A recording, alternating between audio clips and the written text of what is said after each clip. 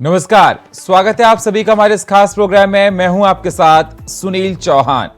7 जुलाई को देश के प्रधानमंत्री छत्तीसगढ़ के रायपुर आ रहे हैं, जिसको देखते हुए बीजेपी कांग्रेस के बीच आरोप प्रत्यारोप का दौर जारी है। घोटालों की बात की जा रही है।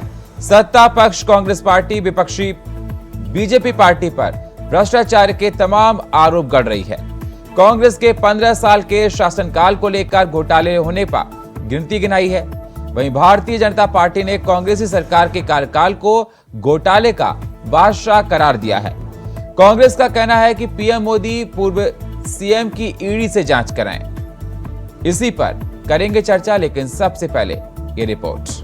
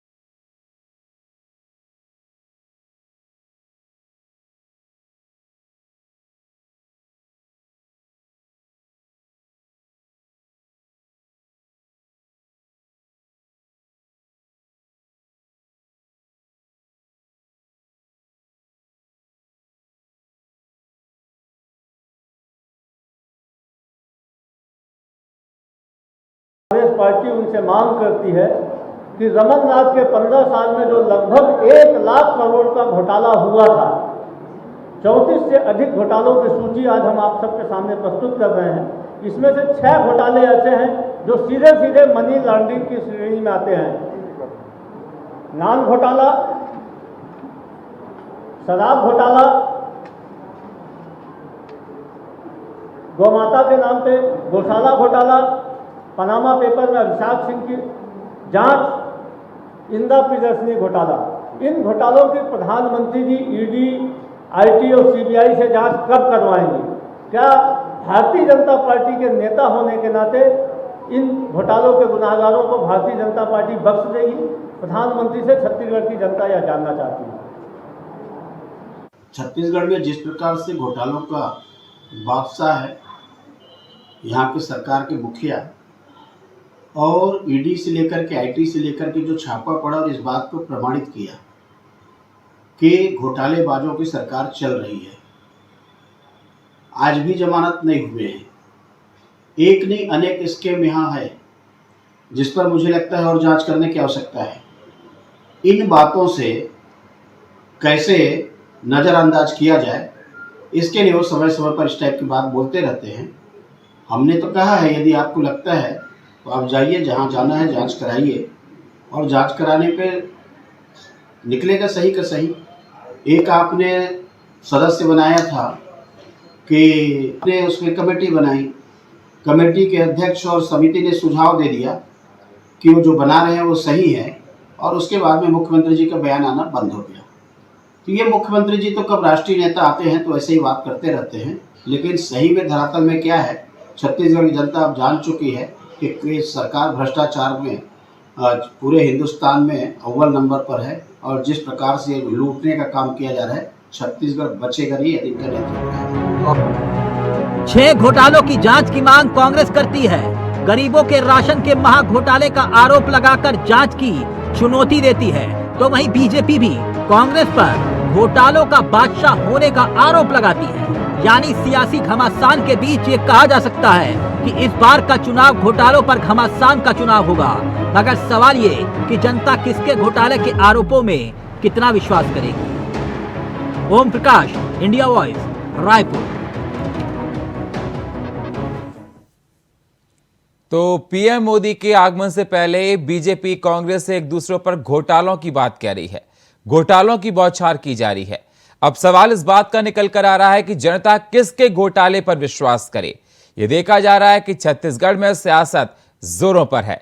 इस पर चर्चा करने के लिए हमारे साथ सौरभ कुमार साहू, प्रवक्ता कांग्रेस के, हमारे साथ तौकीर रजा, प्रवक्ता बीजेपी के, और हमारे साथ अवधेश मलिक, वरिष्ठ पत्रकार, चर्चा में शामिल हो गए हैं। बहुत बहुत स्वागत है आप सभी मेहमानों का हमारे साथ चर्चा में जुड़ने के लिए।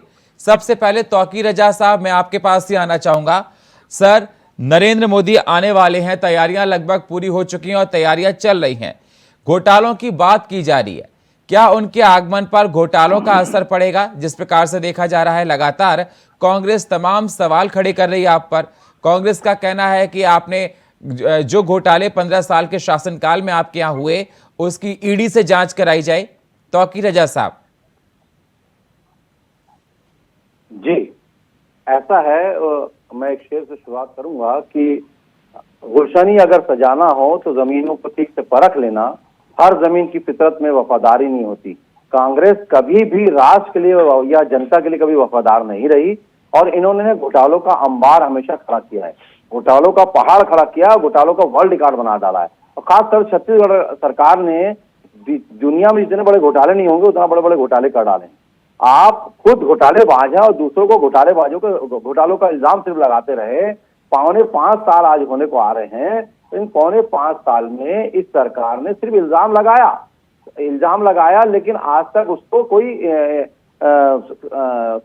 कोर्ट में नहीं डाला, ना कहीं कानूनी जमा बनाया, ना किसी कानून के थ्रू उनको कोई घेरा लगाया, ना घेराबंदी करी। मतलब यह है कि आप सिर्फ झूठ बोल रहे हैं और झूठ के अलावा कुछ नहीं परोस रहे हैं। आप अंदाज लगाइए, झूठ का ये आलम है। अगर आपकी सरकार है तो आपके पास शासन प्रशासन क्या कर रहा है?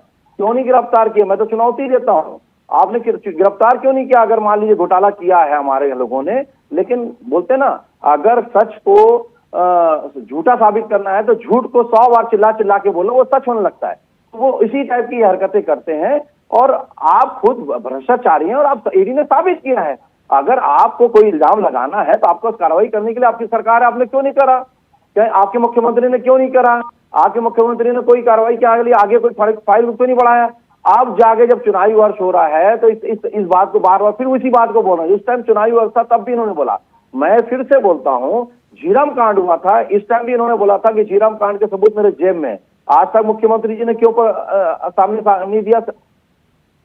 क्यों नहीं दिया? कि हमारे पास सबूत है, सामने क्यों नहीं लाया? इन्होंने बोला कि हम गंगा जल हाथ में लेकर बोला कि हम शराबबंदी करेंगे, आज तक शराबबंदी नहीं करी। आज तक जो योजना की इन्होंने 36 योजना की बात करे, एक योजना को आज तक ग्राउंड लेवल में नहीं पहुंचाया, योजना आपको धरातल में दिखी।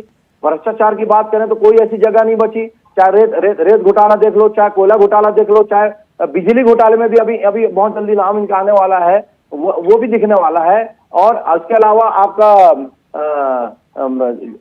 जो जितनी योजना है इसमें सारे भ्रष्टाचार इन्होंने किया है, चाहे वो गौठान घोटाला हो, चाहे वो बिल्डिंग घोटाला हो, सारी चीजें घोटाला किया है इन्होंने। घोटाले का कोई इनका लिमिट नहीं है। आप अंदाज लगाइए कि घोटालों से इनको बेशर्मी इतनी आ गई कि शर्म भी नहीं कर रहे। इनके नेता अंदर जा रहे हैं, अभी तो उनको जमानत नहीं मिल रही है। तो और उसके बाद ये बोलते हैं कि झूठा इल्जाम लगा रही है। अगर झूठा इल्जाम लगा रही तो भाई जमानत क्यों कोर्ट नहीं दे रही है? कोर्ट तो गलत नहीं होती ना, अगर ईडी आपको गलत लग रही है। ईडी, देखिए, ईडी का एक नियम होता है कि वो पहले 3-4 महीने पहले पूरा सबूत इकट्ठा करती है, पूरा एविडेंस इकट्ठा करती है, उसके बाद वो कार्रवाई करती है। तो जब उसने कार्रवाई की है, सबूत मिला है, तब उसने कार्रवाई की। और दुनिया ने भी देखा, सारे मीडिया वालों ने देखा, जब कार्रवाई करी तो वहां से नोट के बड़े बड़े बंडल मिले, सोनों के गहनों के बड़े बड़े बक्से मिले, तो और जमीनों के बंडल के रूप में कागजात मिले। तो ये घोटाला नहीं है तो और क्या? और साबित भी हो रहा है। और ये दूसरे को इल्जाम लगा रहे। 15 साल हमारी सरकार ने विकास की जो गंगा बहाई, वो चलिए सर, ठीक है, उसके आसपास भी नहीं पहुंच सकते हैं। ठीक है। साहू साहब, सुना आपने रजा साहब को? जी बिल्कुल सुना। अब मेरा सवाल सर आपसे यही है कि जनता किसके घोटालों पर विश्वास करे? देखिए, जनता की जहां तक बात करेंगे सुनील जी, तो जनता तो उस पर विश्वास करेगी जो तथ्य दे सकता है, और तथ्य के आधार पर ही जनता फैसला लेती है। और उन्हीं तथ्यों के आधार पर 2018 में जनता ने अपना फैसला दिया और कांग्रेस पार्टी को जिताने के लिए उन्होंने अपनी मुहर लगाई है। जो 15 साल में इनके घोटालों से त्रस्त हो गई थी जनता, उन्होंने फाइनली 2018 में अपनी मुहर लगा दी और इनको बड़ी मुश्किल से 15 सीटों में ही समेट दिया। तो ये तो यहाँ पर की बात है, क्योंकि सबसे बड़ी अदालत की बात अगर की जाए तो वो जनता की अदालत होती है किसी भी राजनीतिक पार्टी के लिए। तो जनता ने तो अपना मुहर लगा दिया। जिस तरीके से साथी प्रवक्ता महोदय ये कह रहे थे, बहुत सारे घोटालों का इन्होंने बात किया, तो इसी तरीके से इनके केंद्रीय मंत्री से लेके जो इनके छत्तीसगढ़ राज्य के बहुत सारे बड़े नेता हैं, वो लोग आधारहीन तरीके से इस तरीके के घोटाले की बात लगातार कर रहे हैं। तो तौकीर रजा साहब ने कहा कि आपकी सरकार है, कार्रवाई क्यों नहीं की? तो केंद्र में तो आपकी सरकार है, आपकी सरकार भी उस पर कार्रवाई कर सकती थी, लेकिन उस तरीके से कार्रवाई की नहीं। और आप देखेंगे लगातार इस तरीके के उदाहरण भारतीय जनता पार्टी पेश करती रहती है कि जब कोई भी लोग या कोई भी नेता जो है वो जब विपक्ष में बैठा रहता है उसके ऊपर कार्रवाई होती रहती है। इसका एक ताजा उदाहरण अभी महाराष्ट्र में हमने देखा, और जैसे ही ये भारतीय जनता पार्टी में आते हैं तो उनके ऊपर कार्रवाई बंद कर दी जाती है। तो बीजेपी कहीं ना कहीं जो ये जांच और घोटालों की जो बात करती है वो अवसरवादिता के हिसाब से करती है। अभी चुनावी वर्ष है, छत्तीसगढ़ के अंदर चुनाव है, तो इनके बड़े बड़े जो नेता हैं वो यहाँ आकर झूठ ही परोस रहे हैं। तौकीर रजा साहब ने खुद कहा कि लगातार झूठ को बार बार बोला जाए तो वो सच मानने लगती है जनता। तो ये उसी तरीके की बात खुद कर रही है, अपना ही चरित्र खुद ही बयां कर रहे हैं, मुझे ऐसा लगता है सुनील जी। और दूसरी सबसे बड़ी बात ये कह रहे थे कि जैसे इनके जो बड़े बड़े नेता हैं, तो क्या राज्य में इनके पास नेता नहीं है? और अभी तक ये लोग कहाँ थे? जो बड़े बड़े नेता अभी चुनावी वर्ष में ही यहाँ आ रहे हैं। और मुझे लगता है कि इनका छत्तीसगढ़ के विकास के प्रति इनका तो कोई ध्यान नहीं है और पूरी तरीके से राजनीतिक एजेंडा ही लेके जाते हैं। कहीं ना कहीं आप देखिएगा कि शाह जी आए थे दुर्ग, माननीय गृह मंत्री जी, तो उन्होंने छत्तीसगढ़ की जनता के लिए तो कोई विशेष घोषणा की नहीं, और कहीं पर भी उन्होंने ये नहीं कोई नई सौगात दी या कोई बहुत बड़ा उपलब्धि उन्होंने गिनाया हो, ऐसा नहीं है। उन्होंने तो जबकि वहां पर भी झूठ परोस के गए, तो ये तो अपने बड़े बड़े मंच से झूठ परोस रहे हैं। तो पहले भारतीय जनता पार्टी अपना चरित्र देखे, बाकी जो जनता की अदालत है उसमें फिर से इनको समझ आ जाएगी और जनता अपनी मुहर लगाएगी। तो उस तरीके से जनता का भी जो निर्णय है ये इनके सामने बहुत जल्द आ जाने वाला है। राउत रजा साहब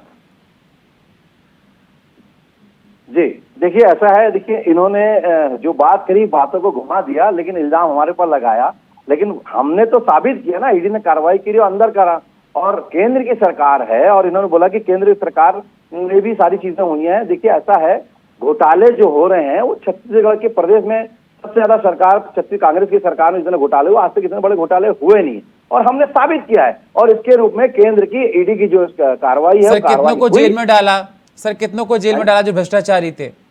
जा रहे ना, अंदर चले गए ना। देखिए इनके आप ढेबर इनके चले गए। मैं आपसे पूछा कितने नेताओं को सर जेल में डाला आपने? देखिए नेताओं की बात ना, मतलब बता दीजिए, इनके ढेबर चले गए, 9 ढेबर जेल में है, इनके सूर्यकांत तिवारी जेल में है, इनके दूसरे नेता जेल है, बाकी सारे अधिकारी जेल में है। आज तो यह है कि ये भागे भागे फिर रहे हैं, भागे भागे फिर रहे हैं, ये स्थिति है। तो साहू साहब जेल तो एक ऐसा है कि सेकंड जेल से जमानत भी नहीं मिल रही आज। राजा जी एक सेकंड साहू साहब, आपकी सरकार थी 5 साल तक, आपने कितने नेताओं को जेल में डाला? जब भ्रष्टाचार के आरोप लगा रहे हैं तो आपके पास समय था, जांच की होगी, तो कितनों को जेल में डाला सर? भ्रष्टाचार के जो मनी लॉन्ड्रिंग एक्ट के अंतर्गत जितने भी 6 घोटाले आज हमने गिनाए हैं, हाँ वही तो मैं कह रहा हूँ कि 15 साल की आप बात कर रहे थे, तो कितने नेता जेल में गए सर? नाम बताइए जरा।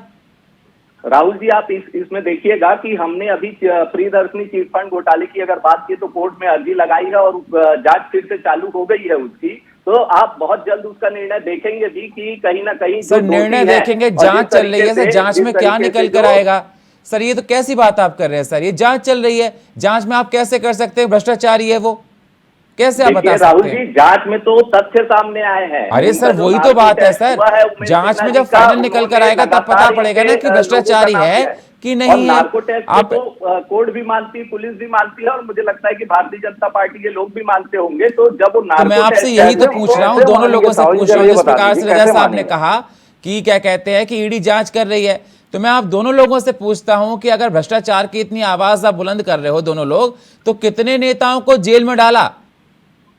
कि हवाबाजी है सिर्फ? तो बताया इन्होंने बताया, इन्होंने एक को जेल में डाला। 5 साल पहले इन्होंने इल्जाम लगाया था। जांच की मांग करती रही है राहुल जी, आप देखिए कि जांच, अरे तो आपकी सरकार क्या कर रही है, आपके मुख्यमंत्री क्या कर रहे हैं, आपके मुख्यमंत्री क्या कर रहे हैं, बैठे हुए हैं, जब हमने आपके गृह मंत्री क्या कर रहे हैं जी, जरा बताइए तो इनके ही जो क्या कर रहे हैं आपके गृह मंत्री जी, मुख्यमंत्री जी चूड़ी पहने हुए हैं, वो हाईकोर्ट जाकर कार्रवाई करिए ना, 500 झूठा इल्जाम लगाने का मतलब नहीं, हमने तो इल्जाम नहीं लगाया, हमने तो कार्रवाई करी सीधा सीधा, और आज बता रहे हैं कि जब भ्रष्टाचार हुआ है वो अब दुनिया के सामने आ भी गया है, और बाकायदा इसको ईडी ने बोल जा रही है, हम तो बता भी रहे हैं, आपने क्या बताया, आपके किसी विभाग ने, आपके प्रशासन ने कोई कार्रवाई की किसी विभाग के खिलाफ, और मुझे एक कार्रवाई नहीं करी, आपके तो महापौर ने खुद माना कि घोटाला हुआ है, यूनिपोल घोटाला, अब अंदाज लगा लीजिए आपके महापौर मानते हैं, और उसके बाद बड़ी स्थिति आती है घोटाले में कि अपने ही लोगों को बैठा दिया जाता है, उसको क्लीन चिट दे दी जाती है, तो ये तो अच्छी बात नहीं ना।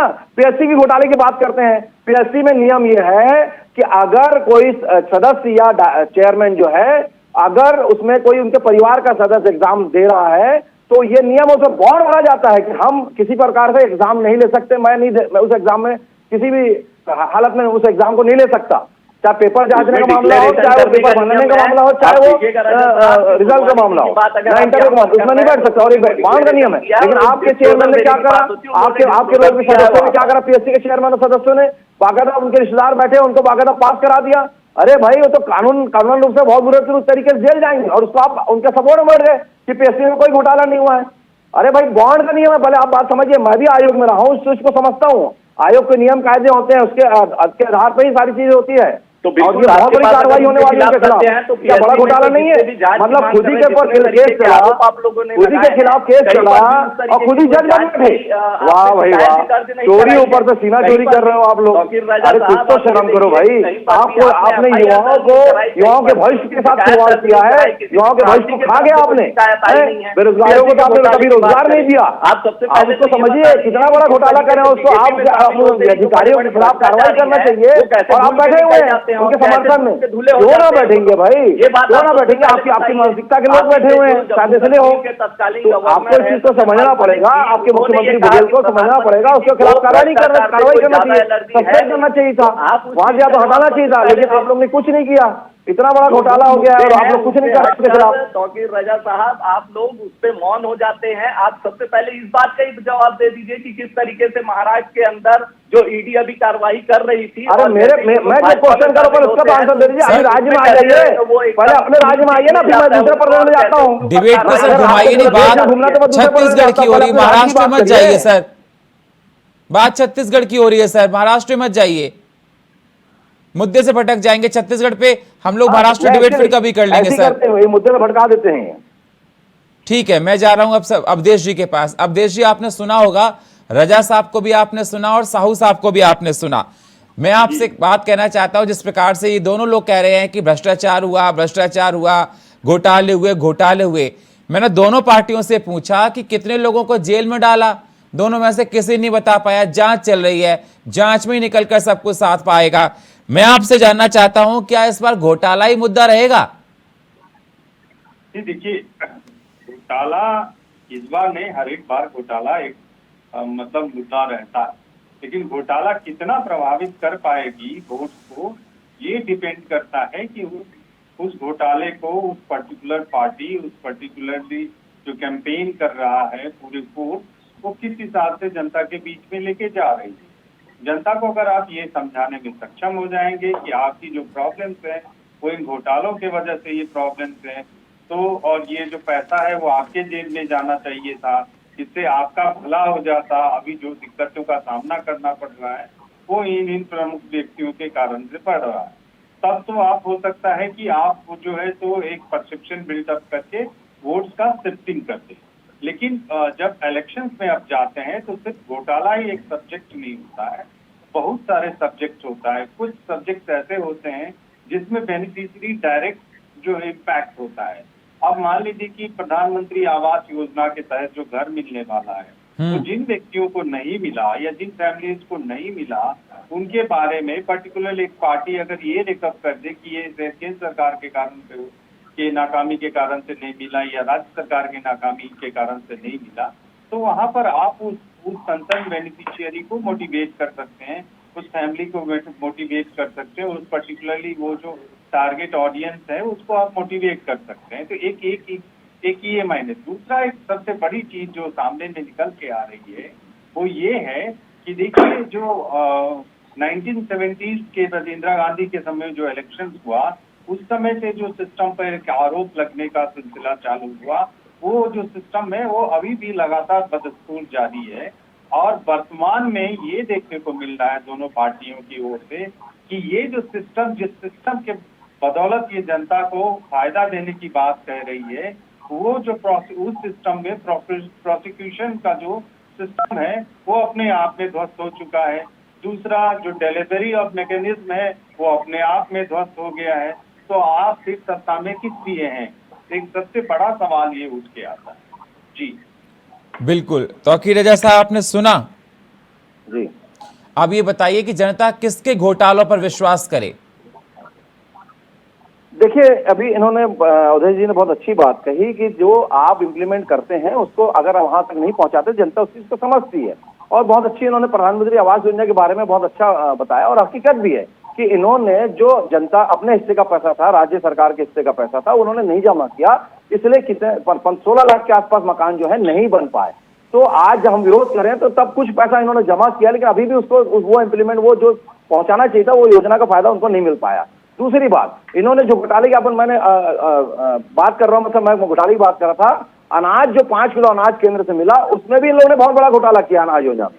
तो ये जो गरीबों को पहुंचना चाहिए था वो जो उस योजना का 5 किलो अनाज भी ये खा के बैठ गए और लाखों टन अनाज खा के बैठ गए। इसके अलावा जो गरीबों की जो साथ साथ जो अपने जो सड़क योजना का पैसा है, सड़क को आज तक डेवलप नहीं किया। जो 5 साल पहले जो सड़कें बनी थी, आप वही देखेंगे सिर्फ शहरों की सड़कों को रीपेंट किया गया। लेकिन अभी जल योजना के तहत जो जल जीवन मिशन के तहत जो खुदाई हो रही है उसमें भी ये नियम है कि जल जीवन के तहत जैसी खुदाई होती है उसको तत्काल ठेकेदार उसको सीमेंट से उसका रिपेयरिंग करेगा, लेकिन वो भी नहीं हो रहा है। आज देखिए, आज पानी गिर गया है, आज कई लोग फिसल गए हैं, कई जगह गड्ढे भर गए हैं, लेकिन उस पर भी कुछ नहीं करने को इन लोग तैयार है और बोलते हैं कि हम सारे योजना चला रहे हैं। और रही बात छत्तीसगढ़ की, हमारे छत्तीसगढ़िया समाज के भाई बैठे हैं, साहू जी, आप जरा बताइए, आपकी सरकार है, आपकी सरकार बोलती है हमने सारी छत्तीसगढ़ियों को आगे बढ़ाया।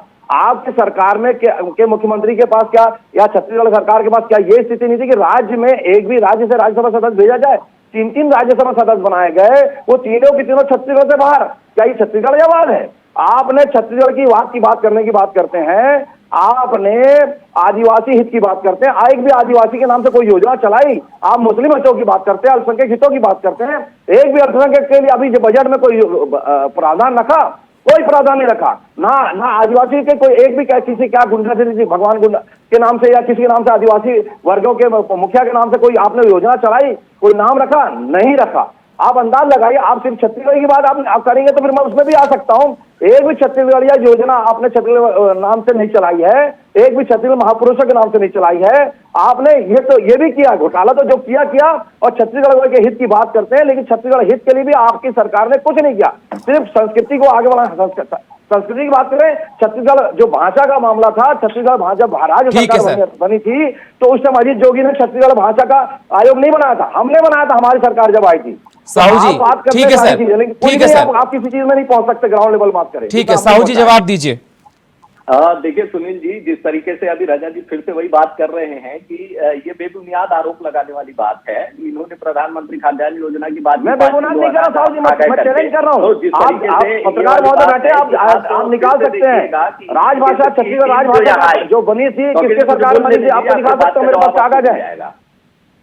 तो केंद्र के अनाज की बात की तो केंद्र ने ही यहाँ आकर यहाँ पर जो कोविड के समय से लेके अभी तक भी यहाँ पर अगर आप देखेंगे तो छत्तीसगढ़ को केंद्र की ही टीम ने अवार्ड किया है कि 98 से 99% का आपने जो प्रधानमंत्री खाद्यान्न योजना है उस पे आपने टारगेट अचीव किया है, जो कि दूसरे राज्यों से बहुत अच्छा है।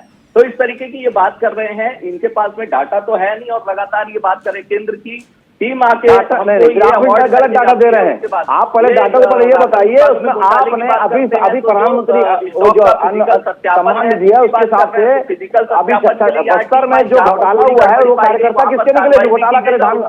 तुरंत सुधार किया गया। घोटाला करें, इसको वापस करने की बात हो रही है। सारे कांग्रेसी कार्यकर्ता निकल गए, किसान उसमें एक भी नहीं है। छत्तीसगढ़ के टाटा पर उसमें भी निकाल के बात करिए ना। यहाँ पर हर जगह पे आप देखेंगे तो रोड का विकास हो रहा है लगातार, उस पे कौन से रोड का विकास हुआ है बताइए? कौन सा कर रहे हैं? PWD का विभाग में पैसा नहीं है, कृषि योजना कृषि विभाग में पैसा नहीं है, जल विभाग में पैसा नहीं है, आपका कौन से विभाग का पैसा? ये जल जीवन केंद्र की योजना है, वो पहुंचा रही घर घर।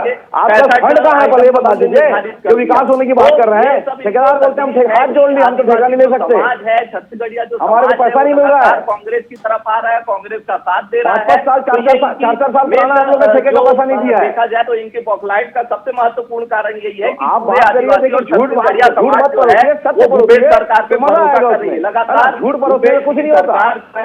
जनता देख रही है 2024 के चुनाव में, जनता आपको सबक सिखाएगी और बहुत बुरा सबक सिखाएगी कांग्रेस पार्टी को मिल रहा है।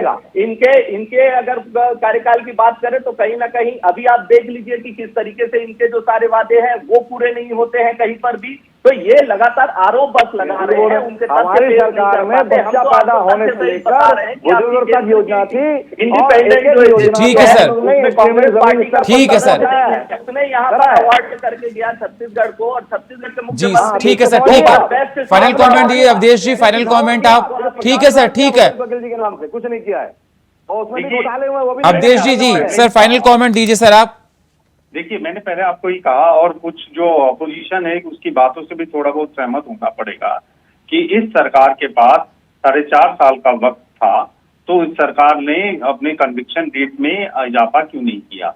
कोई भी जो इतने बड़े बड़े चेहरे जिनके बारे में आज जो है जितने आरोप लगे हैं, उनमें से कितने लोगों को कन्विक्ट किया है सरकार? एक बहुत बड़ा सवाल है। पूछा था सर मैंने स्टार्टिंग में, और यही सवाल जो खास करके वो जो है तो बीजेपी पे भी लग रहा है जब वो केंद्र में है, क्योंकि बीजेपी की ओर से भी दोनों पार्टियों से मैंने यही पूछा था कि आप लोग घोटालों की बात कर रहे हैं तो जरा नाम बताइए कितनों को जेल में डाला। दोनों के पास कोई जवाब नहीं था, बस गोल मोल जवाब थे, बस घोटाले घोटाले घोटाले दोनों लोग बोले। बहुत बहुत शुक्रिया आप सभी मेहमानों का हमारे साथ चर्चा में जुड़ने के लिए। सौरभ जी आपका, तौकीर जी आपका और अवधेश जी आपका। सवाल यही निकल कर आता है क्या घोटाला ही मुद्दा बनेगा? नाम कोई पार्टी नहीं बता पा रही कि घोटाले में किसको जेल में डाला है, बस घोटालों की बौछार की जा रही है। 7 तारीख को नरेंद्र मोदी आ रहे हैं और ये मुद्दा काफी जोर पकड़ता जा रहा है। अब देखना होगा क्या घोटालों का मुद्दा नरेंद्र मोदी की होने वाली जनसभा पर कोई असर डालता है। और फिलहाल हमारे इस खास प्रोग्राम में इतना ही। बाकी खबरों के लिए आप बने रहिए इंडिया वॉइस के साथ। तब तक के लिए नमस्कार।